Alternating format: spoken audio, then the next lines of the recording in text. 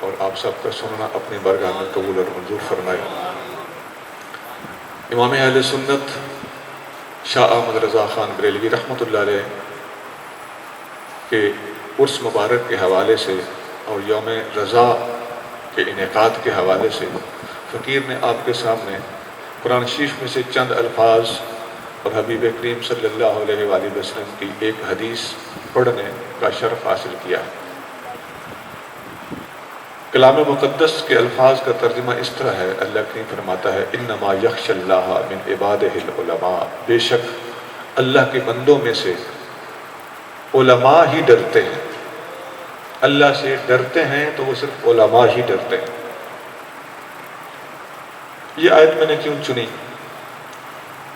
اس کے انتخاب کا مقصد یہ ہے کہ علم اس وقت تک صحیح معنی میں علم کہلانے کا حقدار نہیں ہوتا جب تک علم کا حامل اللہ کے خوف میں مبتلا نہ ہو۔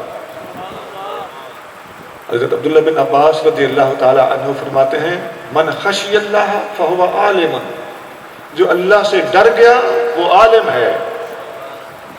علم، ترجمہ، تفسیر، حدیث، تمام کتابوں میں سے ہمیں حاصل کیا کرنا ہے، اصل چیز کیا ہے؟ وہ خوف خدا بندی ہے۔ حدیث شریف میں آتا ہے، صحیح بخاری میں حدیث ہے، محبوب کریم صلی اللہ علیہ وآلہ وسلم فرماتے ہیں انا اعلمهم باللہ واشدهم له خشیہ، میں سب لوگوں سے زیادہ اللہ کو جانتا ہوں، اس لیے میں تمام لوگوں سے زیادہ اللہ سے ڈرتا ہوں۔ تو عزیزان گرامی، علم صرف اور صرف جھومنے جمانے اور رقص و دھمال کا نام نہیں ہے، بلکہ علم کی اصل روح خوف خدا بندی اور خشیت الہیہ۔ جب آپ خوف اور خشیت کے حوالے سے، علماء کی تعریف اور ڈیفینیشن کے حوالے سے، حبیب کریم صلی اللہ علیہ وسلم کی اس حدیث اور ابن عباس کے اس فرمان اور قول کے حوالے سے اس بات پر غور کریں گے تو آپ کو اپنی محفلوں میں بیٹھنے، خطاب پسند کرنے، خطاب سننے اور خطاب کو اٹینڈ کرنے کے آداب خود بخود سمجھ آنا شروع ہو۔ آپ کا ریسپانس اور رویہ کیا ہونا چاہیے؟ پھر جو حدیث آپ کے سامنے رکھی ہے، اب علماء میں اعلیٰ حضرت سینئر علماء میں فعال کرتے ہیں، اور جہاں تک اس حدیث کا تعلق ہے، اس حدیث میں جب آپ غور کریں گے تو پوری دنیا کے بڑے بڑے 14 علماء میں اعلیٰ حضرت کا نام آپ کو نظر آئے گا۔ حدیث شریف ابو داؤد شریف میں ہے، محبوب کریم صلی اللہ علیہ وآلہ وسلم فرماتے ہیں کہ بے شک اللہ تعالیٰ ہر صدی کے سرے پر، صدی کے سر پہ، اب میں سرے کا ترجمہ آغاز یا وہ نہیں کر رہا کیونکہ اس کا مختار قول اینڈ ہے، ہر صدی کے سر پہ اللہ تعالیٰ اس امت میں کچھ لوگ ایسے پیدا کرے گا جو دین کی تجدید کرتے رہیں گے، دین میں نئی روح پھونکتے رہیں گے۔ تو اعلیٰ حضرت 14ویں صدی کے مجددین میں شمار ہوتے ہیں، اس لیے میں نے محتاط لفظوں میں بیان کیا ہے کہ اعلیٰ حضرت دنیا کے صرف 14 بندوں میں، سینئر موسٹ بندوں میں اعلیٰ حضرت کا بھی شمار ہوتا ہے۔ بہت بڑی ہستی۔ تو جو آیت میں نے پڑھی علم کے حوالے سے، اس کے ذیل میں امام اہل سنت کا تذکرہ آئے گا، اور جو میں نے حدیث آپ کے سامنے پڑھی مجددین کے حوالے سے، اس کی تشریح کرتے وقت چوٹی کے افراد میں اعلیٰ حضرت عظیم البرکت کا ذکر خیر آئے گا۔ اعلیٰ حضرت رحمۃ اللہ علیہ نے جتنا کام کیا ہے وہ میں آپ کے سامنے مختصراً 3 حصوں میں تقسیم کر کے پیش کرنے لگا۔ سب سے پہلے عقائد پر آپ کا کام ہے، دوسرے نمبر پر عملی اصلاح کے حوالے سے آپ کا کام ہے، تیسرے نمبر پر تصوف کے حوالے سے آپ کا کام ہے۔ اب یہ تینوں چیزیں ویسے بھی دین اسلام کا خلاصہ ہے، عقائد، عبادات اور تصوف۔ عقائد، احکام اور اخلاق، مختلف نام دیے جا سکتے ہیں، مفہوم تینوں چیزوں کا ایک ہی ہے۔ تو سب سے پہلی چیز جو میں نے عرض کی ہے وہ ہے عقائد۔ اعلیٰ حضرت رحمت اللہ علیہ نے ایک کتاب لکھی ہے جس کا تعلق بھی عقائد سے ہے۔ اس کتاب کا نام ہے اعتقاد الاحباب، یہ فتاوی رضویہ کے اندر پوری کی پوری موجود ہے۔ اس کا ترجمہ بھی کراچی سے چھپا ہے، اس کا نام ہے 10 عقیدے۔ یہ آسان نام رکھ دیا ترجمہ اور تصحیح کرنے والوں نے، اللہ انہیں اجر عطا فرمائے، لیکن بنیادی طور پر اعلیٰ حضرت کی کتاب کا نام ہے اعتقاد الاحباب۔ گویا عقائد کے اوپر، عقائد اسلام کے اوپر، عقائد اہل سنت کے اوپر اعلیٰ حضرت کی مستقل علیحدہ اور باقاعدہ کتاب فتاوی رضویہ میں موجود ہے۔ ایسا نہیں ہے کہ ہمیں فتاوی رضویہ میں ڈھونڈ کے عقائد نکول کے لانا پڑتے ہوں۔ اعلیٰ حضرت کے کہیں خطبے کا سہارا لے لیا، کہیں انہیں الحمدللہ کہہ دیا تو ہم نے وہاں سے عقائد ثابت کر لیے، ہے تو یہ بھی عقیدہ ہی الحمدللہ کہنا، لیکن مستقل کتاب کے ہوتے ہوئے ان ماخذوں کا سہارا لینے کی ہمیں احتیاج نہیں ہے۔ اسی طرح اعلیٰ حضرت کی ایک کتاب ہے، آپ سے پہلے ایک بزرگ علامہ فضل الرحمان رحمۃ اللہ علیہ، ان کی کتاب کی شرح اعلیٰ حضرت نے عربی میں لکھی ہے، المستند المعتمد، یہ عربی میں ہے۔ میرے علم کے مطابق اس کا اردو ترجمہ بھی نہیں ہوا ابھی تک۔ نہایت علمی، خوبصورت اور بعض مقامات پر نہایت دقیق کتاب۔ اعلیٰ حضرت رحمۃ اللہ علیہ اس کتاب میں، اور ان دوسری کتاب کو بھی لے لیں ساتھ، اور دیگر آپ کے فتاوی جات اگر لے لیے جائے تو المستند المعتمد میں پرٹیکولرلی اعلیٰ حضرت رحمۃ اللہ علیہ نے اللہ کریم جل شانہ کی توحید، اللہ تعالیٰ کی صفات، اللہ کریم کے افعال، حتیٰ کہ اس کے بعد اعلیٰ حضرت رحمۃ اللہ علیہ نے اسلامی عقائد کو واضح کرتے ہوئے ملحدین اور دہریہ تک کو یہاں سے اٹھ کے چلے جاتے ہیں، سمجھتے ہیں کہ ہم نے دینداری کا حق ادا کر دیا ہے۔ قبلہ نہیں، اگر آپ میں احساس ذمہ داری ہے تو اس قسم کے فتنوں کی طرف متوجہ ہونا پڑے گا۔ اور جب ہم اعلیٰ حضرت کی تعلیمات کو اکٹھا کریں، دہریہ اور ملحدین کے موضوع پر اعلیٰ حضرت کے کم از کم فتاوی رضویہ کی ایک جلد مختص کی جا سکتی ہے، کم از کم اتنا زیادہ اعلیٰ حضرت نے اس موضوع پر لکھا ہے۔ پھر اعلیٰ حضرت عظیم البرکت رحمۃ اللہ علیہ نے ختم نبوت پر اتنا زیادہ کام کیا کہ اس زمانے میں سب سے پہلے اور سینئر لکھنے والے علماء میں آپ کا شمار ہوتا۔ اعلیٰ حضرت نے قادیانیوں کے خلاف 6 کتابیں لکھی۔ اب ہمارے امتحان یہ ہے کہ ہم اپنے ہی ساتھیوں سے پوچھیں نا، اعلیٰ حضرت کی 1-2 کتابوں کا نام بتاؤ جو آپ نے ختم نبوت پر لکھی ہیں، تو نام تک لینا بہت مشکل ہوگا۔ ہمیں باہر جھانکنا ہوگا۔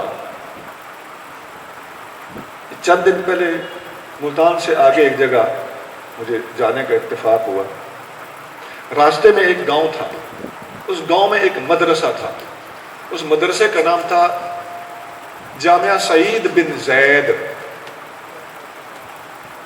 میں نے اپنے دوستوں سے پوچھا یہ مدرسہ جس نام پر ہے یہ ہستی کون ہے؟ لوگ پریشان ہو گئے۔ آپ بھی سوچ لیں، آپ میں رنگا رنگ لوگ بیٹھے ہیں، میں یہ نہیں کہہ رہا کہ آپ کو پتہ نہیں، خدا نخواستہ آپ جانتے ہوں گے، لیکن سوچ لیں کہ ہمیں پتہ ہے سعید بن زید کون ہے، مدرسے کا نام سعید بن زید ہے، اور ہمارا یہ عالم ہو چکا ہے کہ ہمیں سعید بن زید ہم پوچھیں، پرولے، ڈھونڈیں، تو ہم چنگے بڑے پڑھے لکھے بندے کو دیکھتے ہیں کہ وہ سوچوں میں پڑ گیا۔ وہ بھائی سعید بن زید نبی کریم صلی اللہ علیہ وسلم، ایک بندہ بولا بھی تھا، 25-30 بندوں کی چائے کی میٹنگ میں بیٹھے میں نے یہ سوال اٹھایا کہ میں نے جامعہ دیکھا ہے، اس کا یہ نام تھا، بھلا وہ کون ہے سعید بن زید؟ ایک بندہ اوکھا سوکھا بولا کہ لگتا ہے شاید کوئی صحابی ہوں گے۔ میں نے کہا واقعی آپ کو جو لگا ہے وہ ٹھیک لگا ہے، یہ نبی کریم صلی اللہ علیہ وسلم کے صحابی ہیں، اور اس امت میں تمام صحابہ میں سب سے افضل صحابہ 10 ہیں جن کو عشرہ مبشرہ کہا جاتا ہے، یہ ان عشرہ مبشرہ میں شامل ہے۔ یار عدم توجہ کی انتہا ہے کہ نہیں ہے؟ سعید بن زید بن عمر بن نفیل رضی اللہ تعالی عنہ، اور پھر میں نے بتایا کہ یہ وہ صحابی ہیں جو حضرت فاروق اعظم کے بہنوئی ہیں، اور انہی کو قرآن پڑھتا. تو یہ کتاب اس حوالے سے سینئر ہے، اولین ہے، سب سے زیادہ حدیثیں جمع کرنے والی اس موضوع پر یہی کتاب ہے. اس کے بعد کسی نے اس کو بیس بنا کے فردر کام کیا ہو تو پھر الفضل للمتقدم، یہ ایک اصول ہے کہ اولیت لے جانے والے کو فضیلت مل جاتی ہے. اور بعد میں جتنی حدیث جمع کی ہیں وہ بھی ٹھیک ہے، لیکن وہ کتابیں، وہ حدیثیں بھی ایک ہی حدیث کو کئی سندوں کے ساتھ لانے کی وجہ سے ان کی تعداد بڑی ہے، ورنہ اعلیٰ حضرت سے آگے کوئی ایک قدم بھی نہیں رکھ سکا.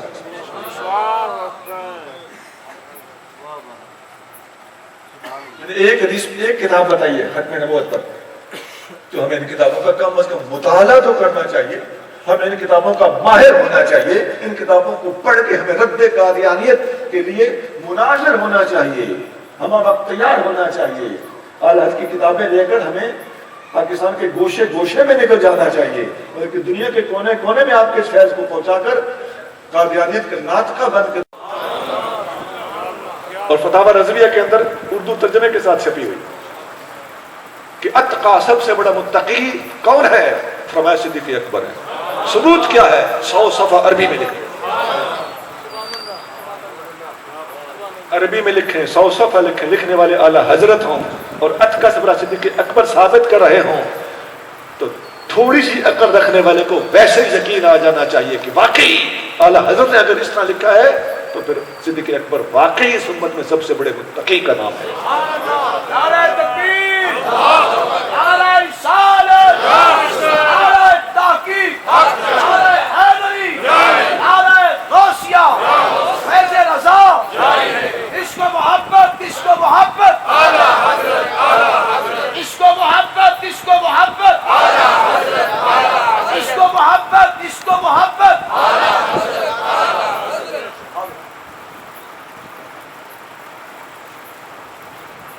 اس کے بعد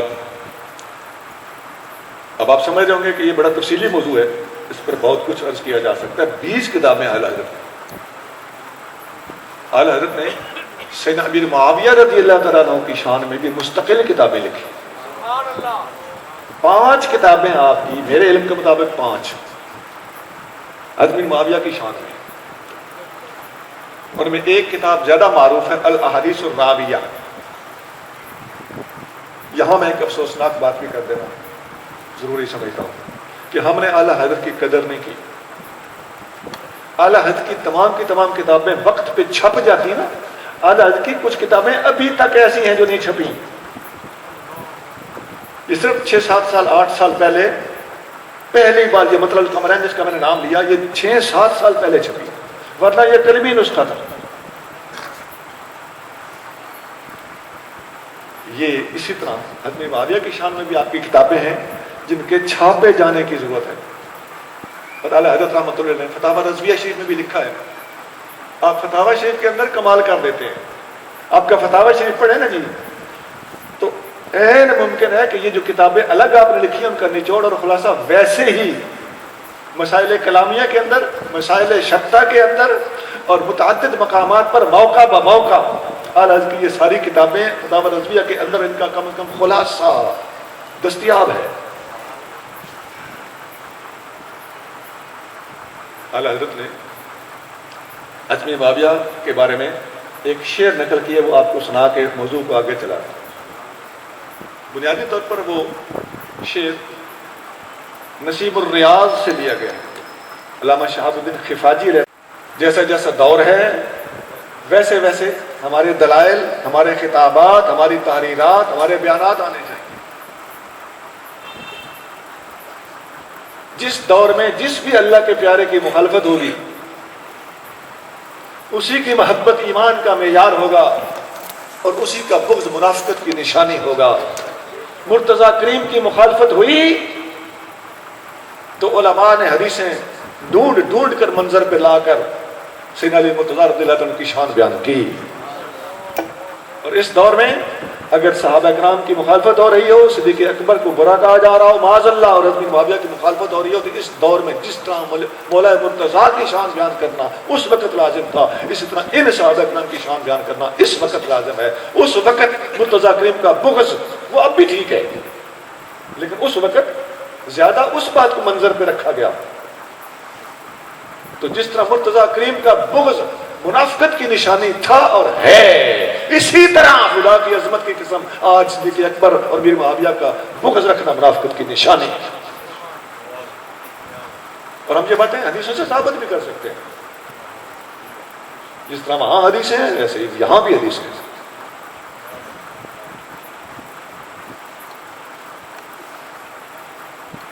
ایک چیپٹر کلوز ہوا، دوسری طرف آئیے۔